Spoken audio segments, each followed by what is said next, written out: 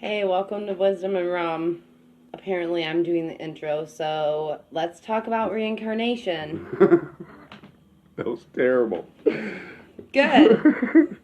Cut that out. No, I'm not going to cut it out. It's fine. I know you're not. It was fine. Tonight we're talking about reincarnation. We're going to show a bunch of different cases that could potentially show that it could be a thing. I'm not going to say it is. I'm not going to try to tell you what to think. We have a lot of evidence. We've taken a lot of notes on a lot of different evidence that could suggest that it very well could be a thing. With scientific proof to back it up. I wouldn't call it scientific. It's pseudoscientific. No, definitely don't call it that. Well, we'll get into it in a minute. It's not scientific by most people's standards, but I understand what you're saying. But we'll get into that in a minute. Most people do suck. I don't know why you covered your mouth to say that. I think we're probably included in that too. Oh yeah. Oh yeah. So before we get started though, I want to talk about the blog and our social media accounts. Basically, what we're doing is every Wednesday, I'm going to post an episode. Okay, so from Thursday until the following Wednesday, I'm posting a ton of different things throughout the day, every day, relating to the next episode. So starting Thursday mornings, you'll start seeing posts related to next week's episode. And then that episode will be released Wednesday mornings. We release them on Anchor at 2 a.m. So by like 9, 10 o'clock in the morning at the latest, they're available on all of the different platforms that we're on, which is a lot of them now. And I literally don't know what he's talking about, so I'm just nodding my head like you guys are. Yeah, you're basically my backup dancer at this point. Wow. I'm just joking. Come on. But a couple more things real quick before we get started. I want to talk about one of the things that I've been posting that I want to keep posting is once a week I've been posting a book of the week which relates to that week's topic. Like for the thought experiment episode last week, we posted a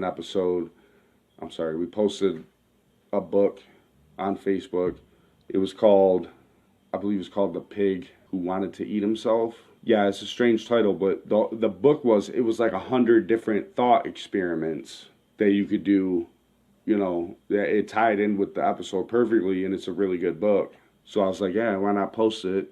It's cheap too. Like on Amazon, the one I posted on the blog, it was like $1.24 to buy the book. Like that's really cheap. So as opposed to the book I wanted to recommend for this week. Yeah, this week's book of the week is going to be a little different. I'm going to post like 4 or 5 by the same author because the one we wanted to post, I feel like is probably out of most people's price range. It's we're going to talk about this book a lot in the episode, so we were going to post it as the book of the week. But when we looked it up on Amazon to post it on the blog, it's going for like $200, and they only have like 3 copies left. So we're going to post a lot of his different books on there because they're all relative to this subject. So any one of them will be a good starting point. So the first thing we're going to talk about is what exactly reincarnation is. And then I'm going to get into a little bit of what the different belief systems are about reincarnation. I'm not going to get deep into it. Like you can search this stuff online if you're really interested in it. You can search it online. You can find a ton of stuff. You know? You can search online and fall down a rabbit hole. Yeah. But reincarnation basically is the idea that you live life after life. So you're born, you die. A while later, you're reborn into a different body. Your spirit just carries on through time. And the reason why really is what kind of varies from practice to practice, you know, not necessarily, but you'll understand what I'm saying. So, you know, there's like the Buddhist tradition that basically your karma decides how you carry on into the next life. Like simply put, if you're a piece of shit in your lifetime, then in your next lifetime, you're going to reincarnate as a piece of shit. Karmic debt. Like, you're literally going to fucking be a piece of shit. Oh, literally? No, I mean, not literally, but I think people understood what I meant. Like, you know, if you go through your whole life and you fucking just lie to people and you deceive them and you're all about money and power and you just treat people poorly overall, you're going to come back as one of Richard Grere's gerbils. But, you know, if you're an honest person and you do things by the book and you respect people, even the people who don't necessarily deserve it or who have earned it, you treat them with respect anyways, then you're going to come back as like a flower. Or, like Seth Rogen said in Pineapple Express, you're going to come back as Jude Law. Jude Law. No one hates him. That's the joke. In case you didn't get it. But cut that. That was dumb. I think the reference was actually referring to his good looks, but I don't know because I don't like men.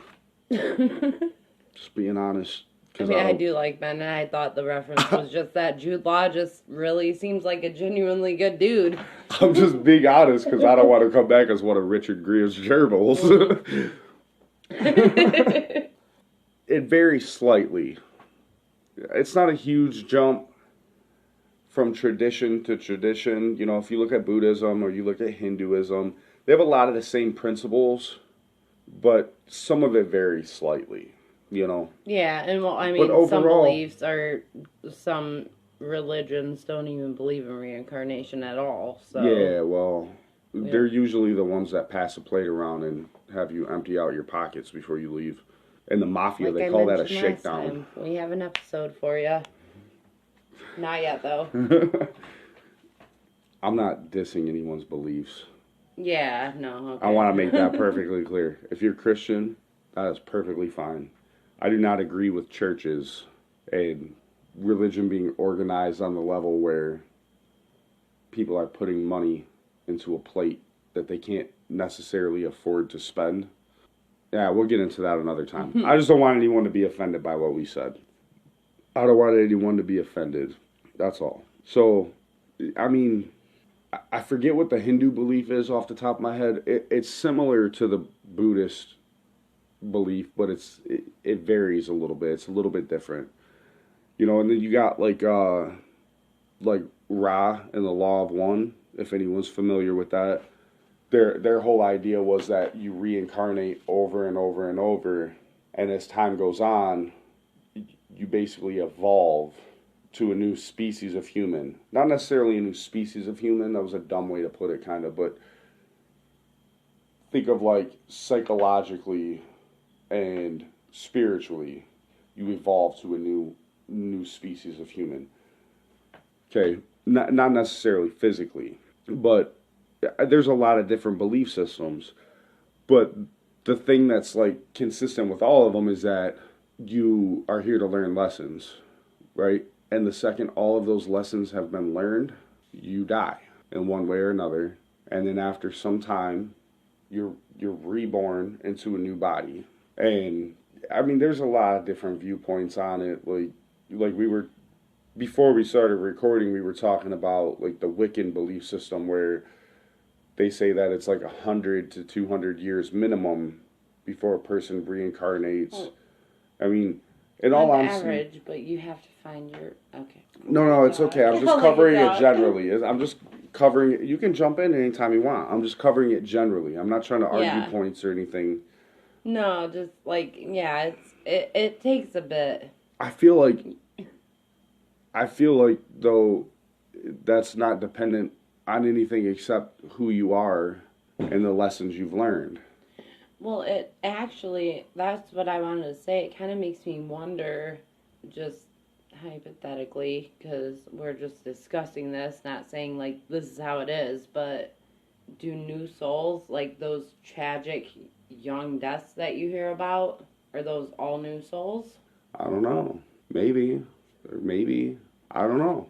I don't really know. thought that was That's a more good question. insightful than... No, it Oh, was. okay. Well, I didn't even know what to say, to be honest with you, because it really got the gears turning. I like really started contemplating it.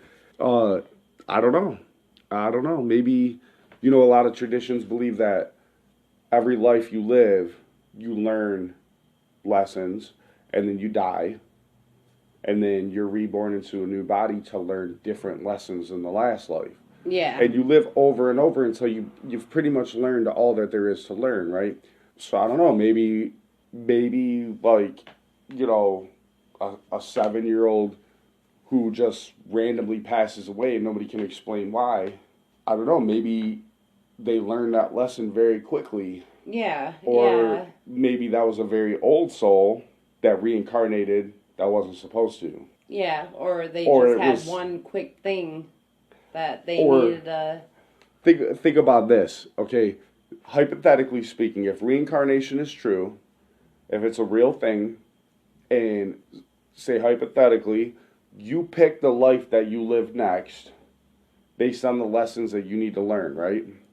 Now, what if you pick a person and you're born into that body, and then something in that person's environment changes drastically, where you're no longer able to learn that lesson that you were there to learn? What happens then? Plot twist. It makes sense, right? Yeah. Yeah, like something very unexpected that could not be foreseen changes the circumstances entirely, because life is not predetermined. We have free will. Life can only be predetermined to an extent. If anyone ever tried to, it can only be predetermined to an extent, because there's still free will. So it's very possible that that person's environment could have changed drastically, and then whatever lesson that person was there to learn, that's no longer viable to them. They can't learn that lesson in this body. So then what happens? Do they become suicidal because they feel like there's no reason to live now? Subconsciously, they can't even explain it. There's no reason to live now. Holy shit. Like, I don't know.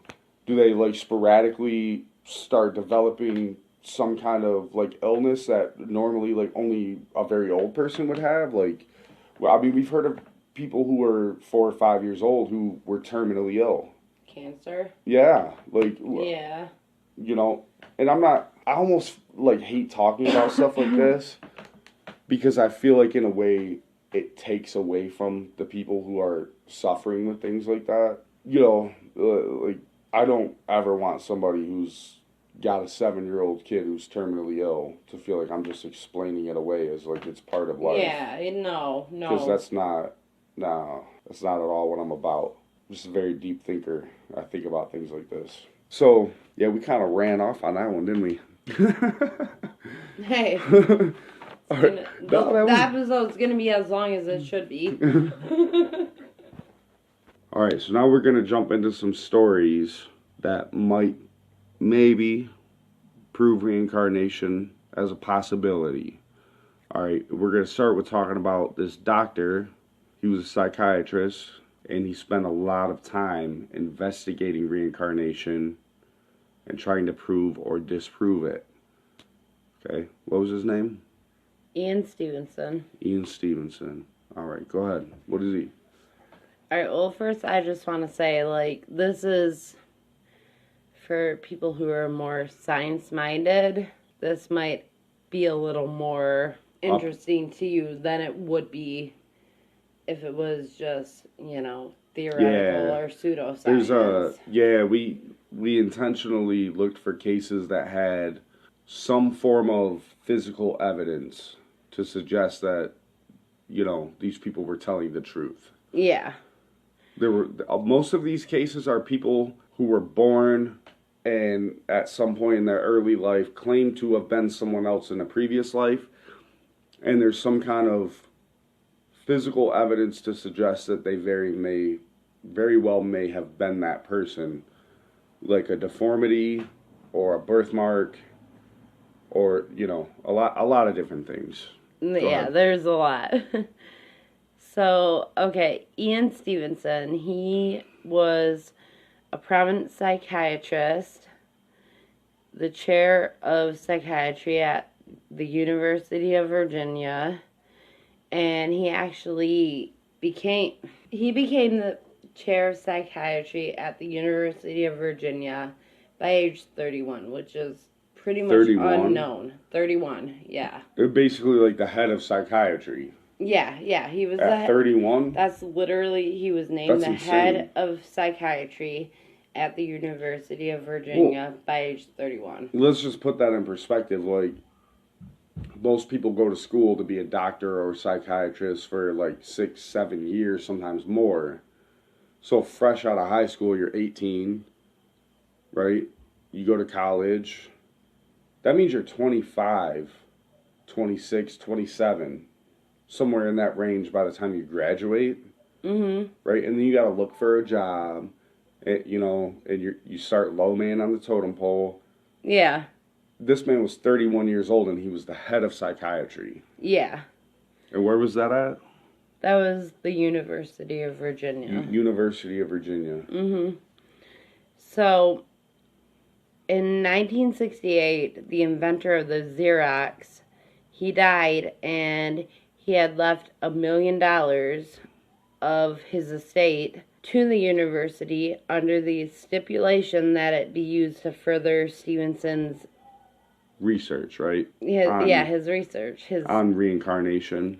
They call it parascience studies. Don't know how I quite feel about that just yet, but just to be technical about it. Yeah. So basically, the man who founded the Xerox company.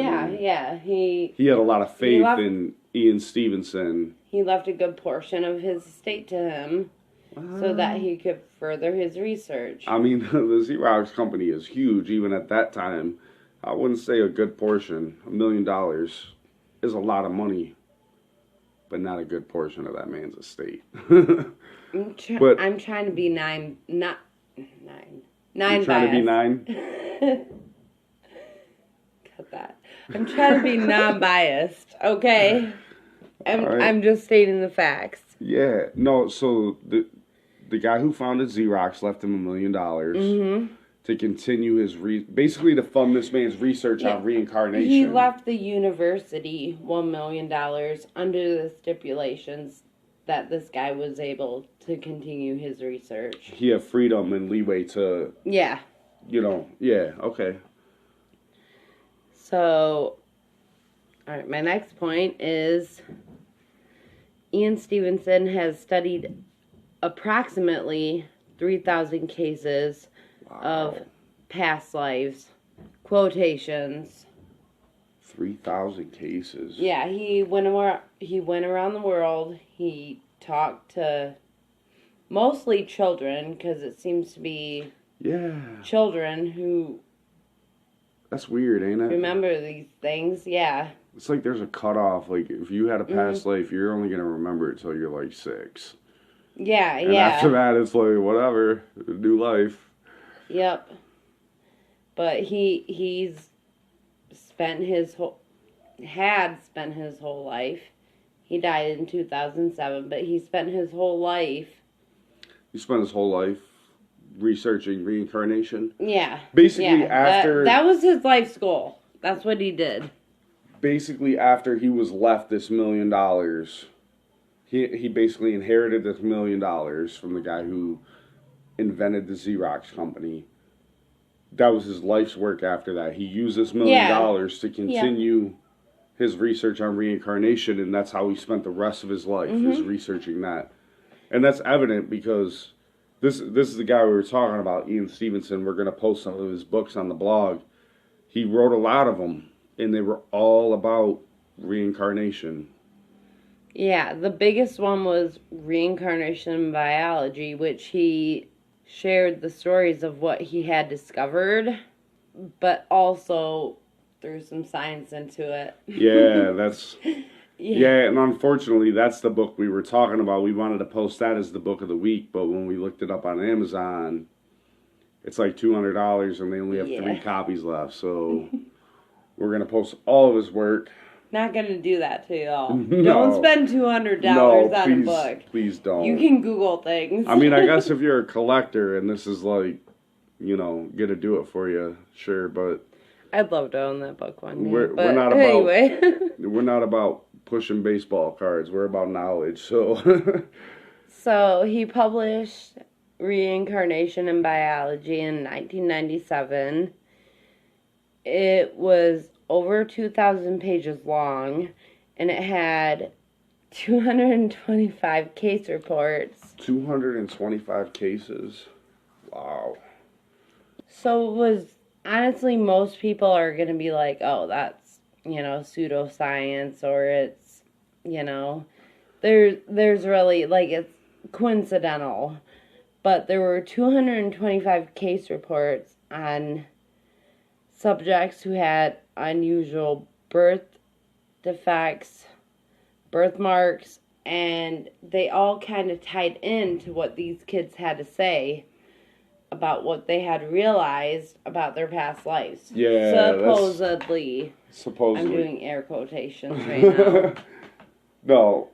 Well, it's like I said, we're not trying to tell anybody what to think. We're just presenting information that we perceive to be factual.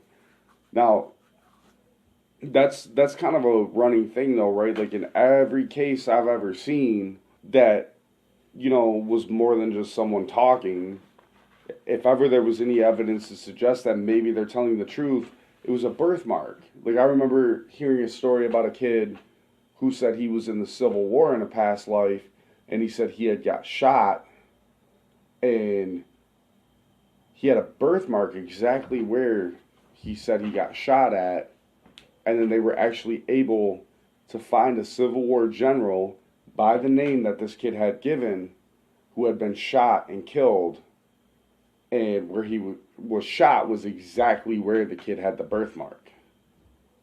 Right? That's kind of weird. We got a fun story coming up. Yeah, we do.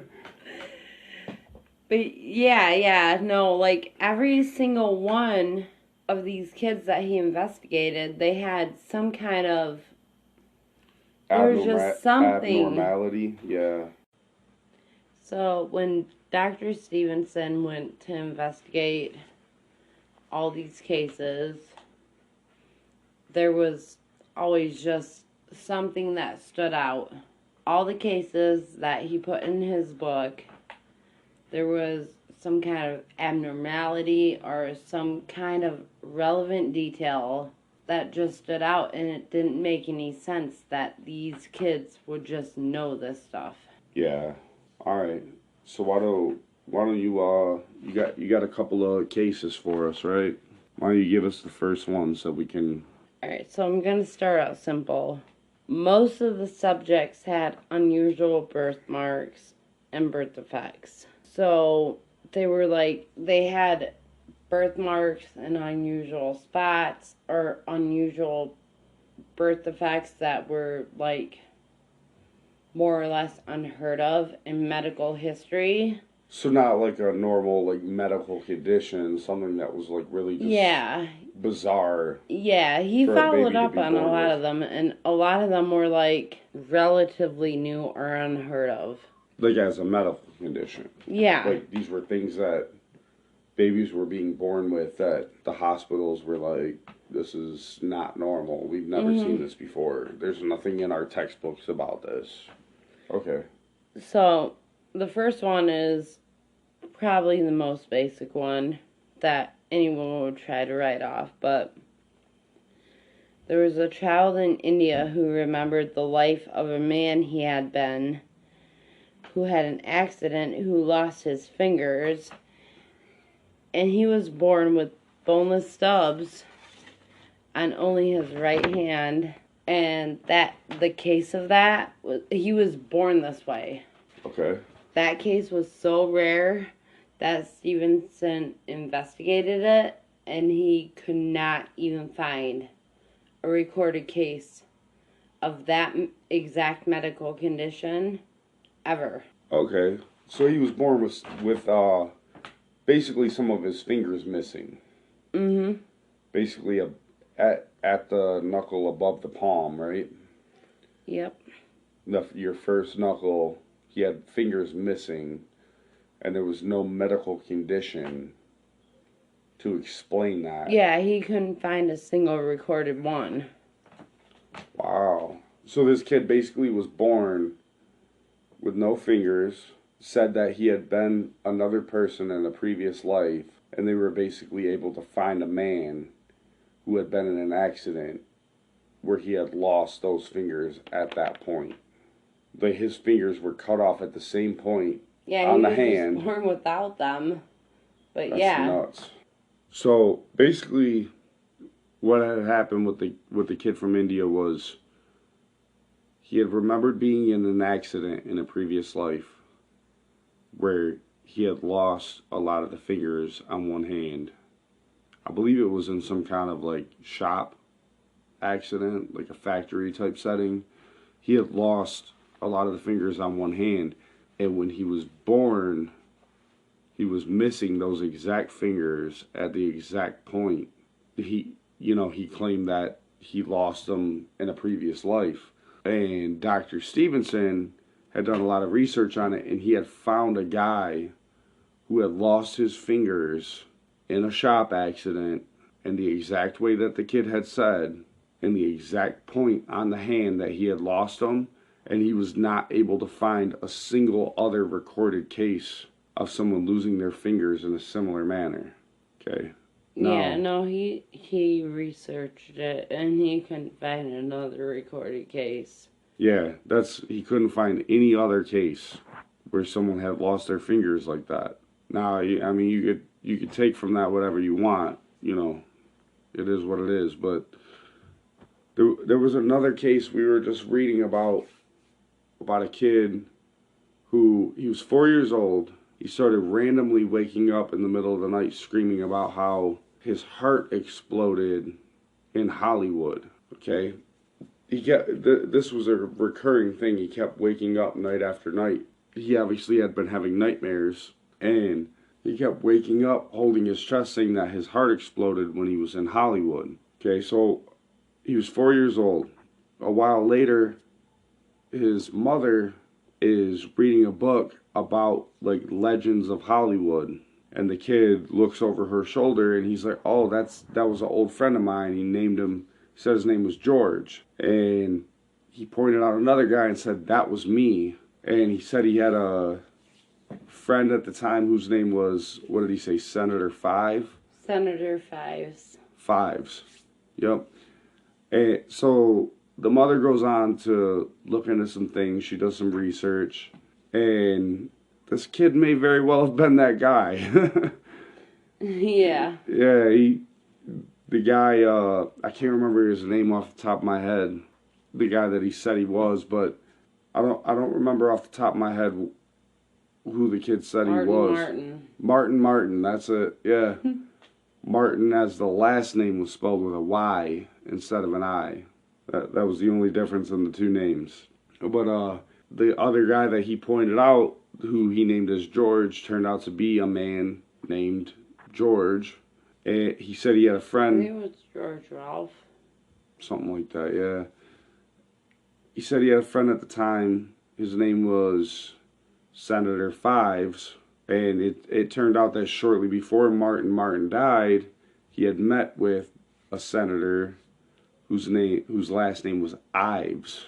Ives. So he named some other things too, right? He said he had 3 sons at the time. He named a couple of different things that all checked out. This Martin guy, he had 3 sons. Like he nailed a lot of very specific things about this guy. He said that he lived on a street that Rock was in the name of the street. And it turns out that this guy, Martin, lived on a street called Roxbury. Roxbury Street. Yeah, Roxbury Street. Yep. He named a lot of really specific things that all checked out. It's pretty crazy. So, those are a couple stories that suggest that maybe if you don't believe in reincarnation, maybe you should look a little more into it and rethink the possibility of it, right? That's fair to say, right? They can't see you nod your head. Yes. Thank you. So, you had found another doctor, right? Who had also studied it. And she came to some pretty strange conclusions herself, right? Oh, first you wanted to talk about patterns, right? The patterns that Ian Stevenson had found. There were like reemerging patterns over and over with reincarnation cases that he studied, right? Yeah. Okay. So based on what he had studied, there was a very brief window of time for recalling your past life, and that was generally between 2 and 5 years of age. 2 and 5. Now we had talked about this before we started recording, right? Do you remember what you said? There was we were actually talking about the last case that we talked about. The kid who kept waking up saying that his heart exploded while he was in Hollywood, right? Well, this kid had actually met the daughter of the person that he thought he was in a previous life, right? And he had said that it didn't feel the same to him, like her energy had changed. Yeah, he said, like, once he met her, it was more or less from what I've read, he felt she wasn't the same person, like, it was a different energy, and he stopped recalling all of these significant events in his past life, quote unquote. Yeah, do you remember why it said, like, I forget the doctor's name who had studied his case, but Ian Stevenson. Was that doctor? Yep. Was that Ian Stevenson? Okay, Yep. Do you remember what he had said? He basically said that from what he had researched, when someone comes across, I'm bad at this. Thank God for post editing. He basically said that when someone comes across someone that they knew in a past life, the same person who is still alive, it's closure. That was basically the conclusion of it. So basically what you're saying is because this little boy, he believed himself to be this man in a past life, and this man's daughter basically would have been his daughter in a past life, right? So because in his lifetime he had come across this woman who was his daughter, and she had found closure with his death, he was able to also, and that's why he stopped recalling. Yeah, he stopped recalling things. He basically... Yeah, because she had moved on. Yeah. He immediately was able to as well. He also said that it was a general trend that the couple of kids that this had happened with, where they came across someone that they had known in a past life, they became very standoffish, and they didn't continue to recall things. So it's almost like... They were standoffish. They didn't really even want to talk to them. So it was almost like they came to terms with it. Yeah. Once they met someone who had, they also came to terms with it, and it almost like they stopped recalling it, they stopped talking about it, they stopped bringing it up, and if someone else does, they're like dismissive about it. Like, yeah, okay, whatever. Yeah, they were like, yeah. Yeah, that makes sense. That's a weird thought, but that makes sense.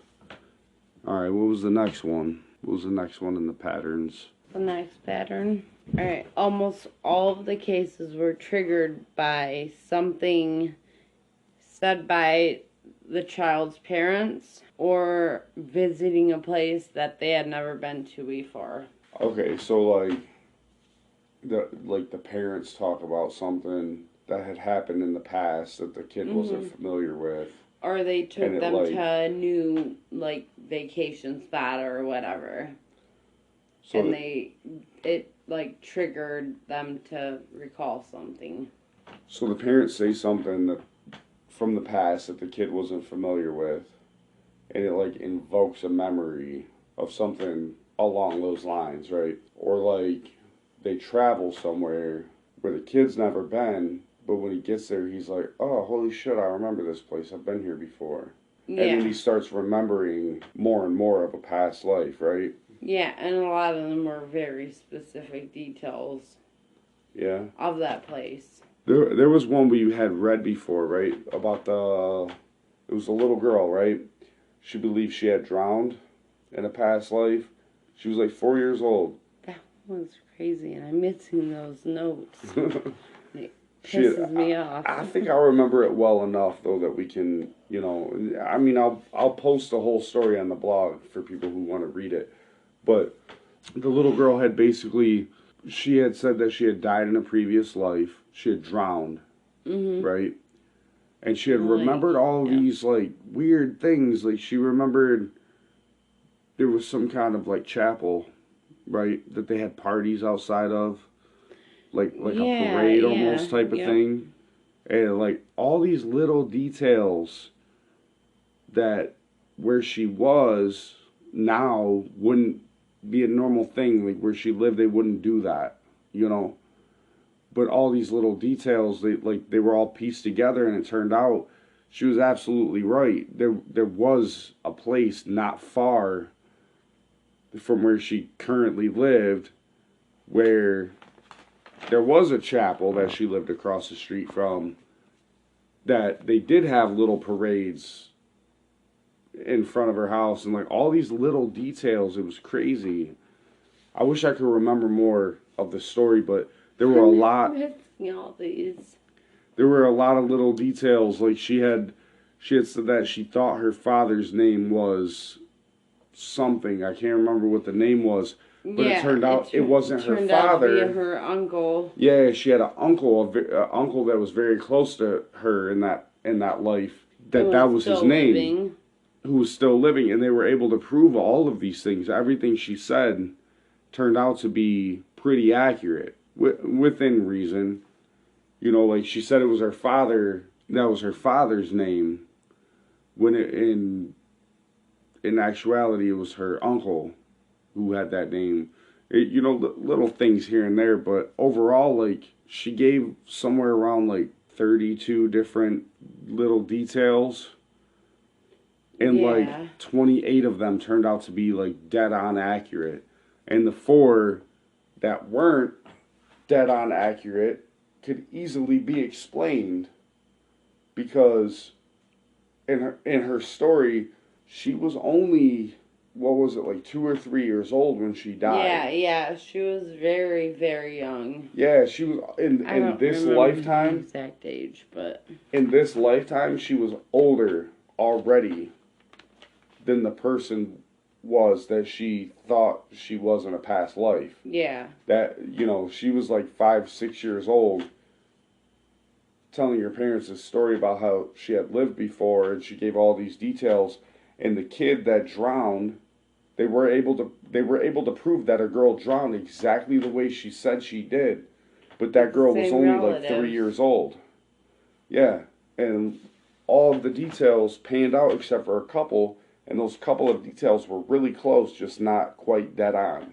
It's pretty crazy. Yeah, I mean, he had a lot of patterns that he discovered with this when he was talking to people who believe they had reincarnated. Yeah.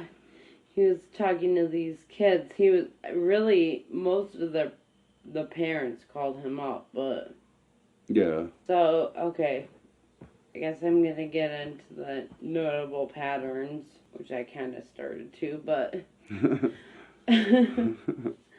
so basically the patterns are, it's between 2 and 5 years of age on average. Yeah. That kids start to recall these things, and almost, like I said, almost all of them are triggered by something that a parent had said or a new place they had visited, like going on vacation or whatever. Yeah. Well, that's what brought that story up. That's what had triggered it for that little girl, right? They had went to a city. Yeah, she wasn't familiar with. They visited the lake. Yeah, the lake that she drowned in. Mm-hmm. She claimed to have drowned in a past life. Yeah, that's right. And she was like 4 or 5 years old, right? I don't feel like she was older than like 6 or 7. No.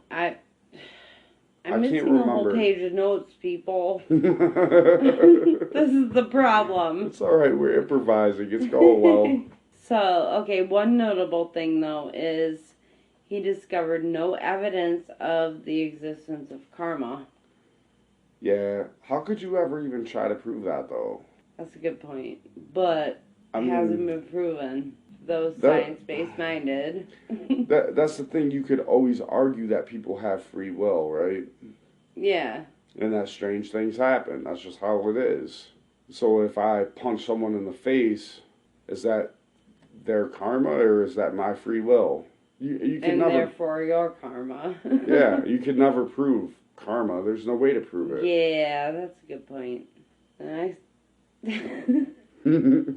Knock your shit off. Alright, so that's the last of the patterns, because I'm missing a whole fucking page or two of notes, people. Page or two? Page or two. Okay. Of notes. I just want everyone to know that. Is that Klingon? I don't even know what that meant. Continue. Can you shut up? I'll try. So, Doris Kuhlmann-wildorf. She got the Hay Medal from the German Society for Material Sciences for her theories on surface physics. She claimed after reading Dr. Stevenson's notes in his books on the probability of reincarnation, she said the statistical probability that reincarnation does in fact occur is so overwhelming that accumulatively the evidence is not inferior to that for most, if not all, branches of science. Okay, I'm going to paraphrase for the people who couldn't understand your drunken stutter. All of you. The funny part is, that's how I talk when I'm not drunk, so... I don't think so, but... Yeah. You know so. So this was... She was a doctor, right? I don't remember exactly what she was a doctor of, but she was highly decorated. And she basically said that the proof of reincarnation is so overwhelming, how could you ever deny it? How could you ever not consider it? Accumulatively, the evidence is not inferior to that for most, if not all, branches of science. Basically, what she was saying is, there's more proof of reincarnation than there is of anything scientific that we just run with today. At least as much. Yeah. Yeah. Yeah. That's pretty interesting. She had a Hay Medal from the German Society for Material Sciences for her theories on surface physics. That's crazy. I mean, that's what I mean. She's got medals in physics, and she's basically like, if you don't believe in reincarnation, you're probably an idiot.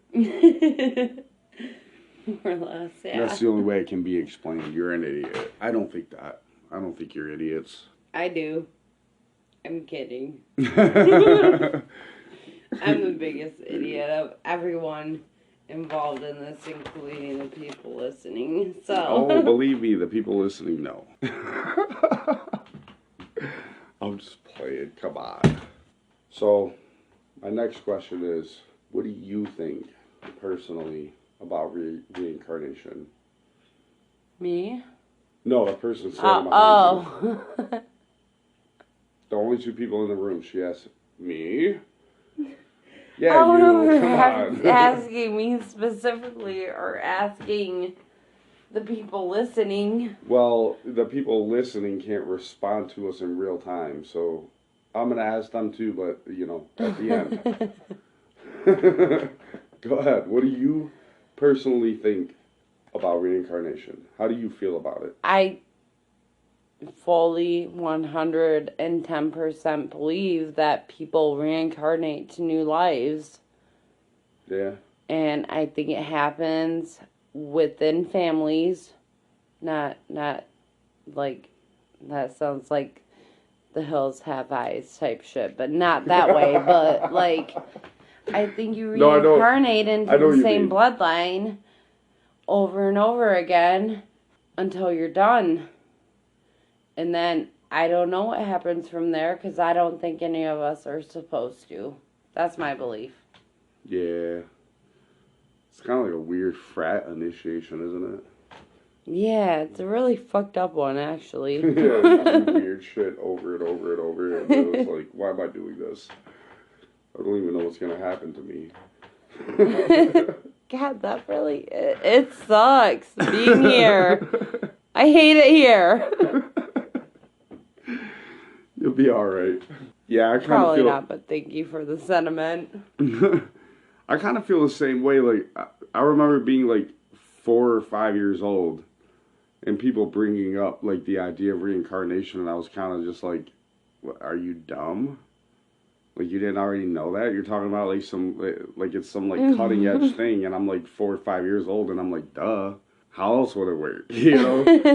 And it just like, well, that was when I was really young, you know. And as I got older, you know, you forget all that stuff from when you're young. Yeah, you know? yeah.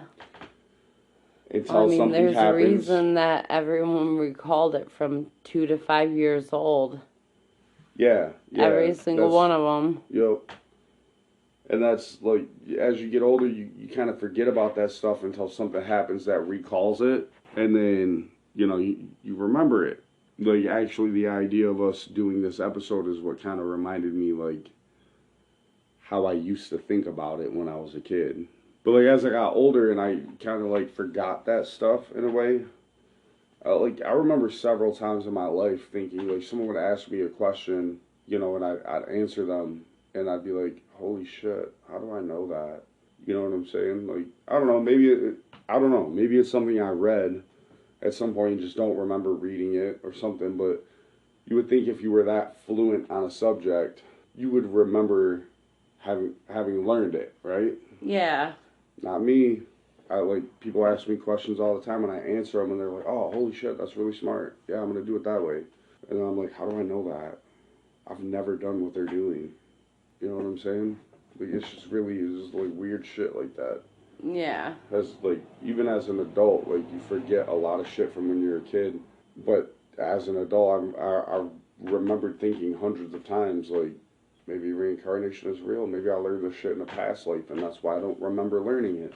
The only thing I really remember from a kid, from being a kid, and I remember a lot of things from kids, because we have like 6 kids, and they tell me things all day, every day. Like 6 kids, though we have exactly 6 kids. Yeah. The only thing I remember from being a kid is just sitting there and thinking, why the fuck am I me? Why do I exist as this person? Yeah. I would think that a lot. Like, why am I here right now? Why do I exist as the person I am, sitting here on the steps, thinking about this shit? It's weird, isn't it? We might get into that in another episode. That's something I've been thinking about a lot lately, because I've had a lot of people that I've talked to recently say similar things to that. And I remember having moments like that when I was a kid. It's like you almost like start to have this like weird awakening as a kid, but our society is designed to beat that shit out of you. Suppress it. Yeah, like 4, 5, 6, 7 years old, you start to like really question things. But then it's like by the time you're 8, like you're conditioned to not question things. Yeah, because I can guarantee you, any person who says they felt that way as a child and then vocalized that to an adult, they were like, what the hell are you talking about? Shut up. Yeah, like, pretty much. There's no... Shit, especially when we were that age. And that's the thing, it's funny saying that, because I know every generation has progressively gotten more and more lenient with shit, you know? Yeah. So, like in the early 90s, when we were kids, and we were treated that way if we had weird questions like that. I can't imagine how people were treated in the 60s if they had questions like that. They probably fucking ran them over with a car. I don't know how to respond to that. Because I shouldn't be laughing. No, you shouldn't. That's the truth, though, right? Like, think about it. Like, when we were kids, you know, if you had a weird question, you know, if you asked a teacher a weird question, she'd be like, oh, that's a better question for your parents. Just get back in line. And then you ask your parents, and they're like, what am I sending you to school for? You're asking me shit like that. It's like, okay, no answers. But then it's like you hit a point. Right? Like, but that was the 90s. Imagine, like, in the 20s, dude. They probably shoved dynamite up your ass back then. 2020s or 1920s? No, 1920s. Okay. You know what I'm talking about. You've seen all the pictures of, like, 30 miners standing outside. They all got the same fucked up look on their face. What you can see of it through the dirt. So you ask the teacher, why am I here? Well, like, who am I? Like, why am I here right now? Of all of the times and places I could be, why am I me right now, right here? In the 20s, your teacher probably would have fucking shoved a stick of dynamite up your ass in the 20s. 60s, you're lucky. You just got hit by a car. Even worse if you didn't ask your teacher and asked your parents directly. Right? 90s, you're really lucky because they're just like, oh, pipe down. I don't want to hear that shit. 2020, your parents are like, just get on YouTube and look up New Age spirituality. Don't ask me these things. Right? Hey, Alexa. Oh, I really hate it here. Oh, man. But that's pretty much what we got for tonight. You know, that was a better rant to go on than Sylvester Stallone's dick. It was. Yeah. This episode was still a mess, but... Well, for the sake of argument, I feel like we should point out, we had wrote this episode months ago.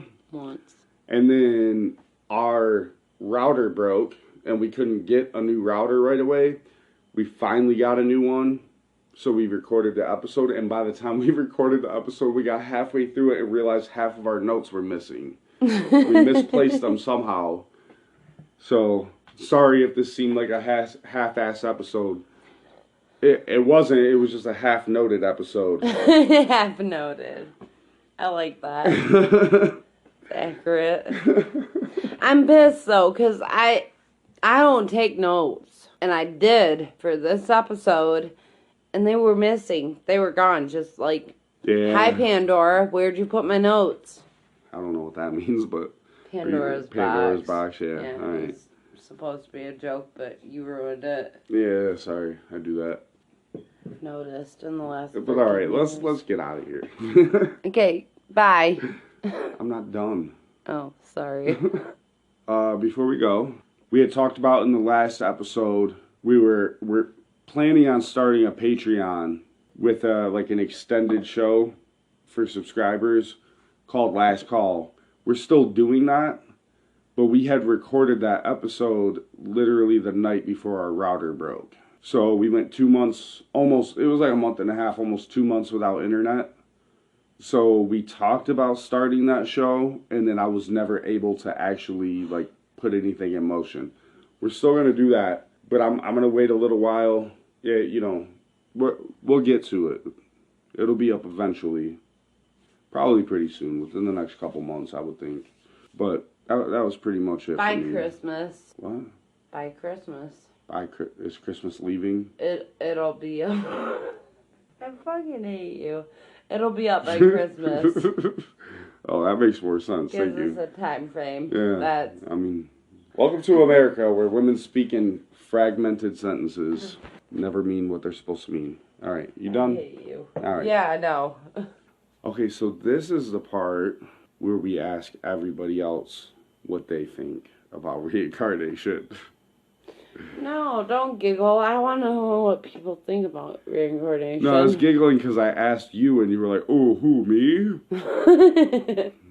Like there's anybody else in the fucking room I could have been talking to. I already said what maybe I didn't. But yeah, I thought I already gave my opinion on it. Thank you.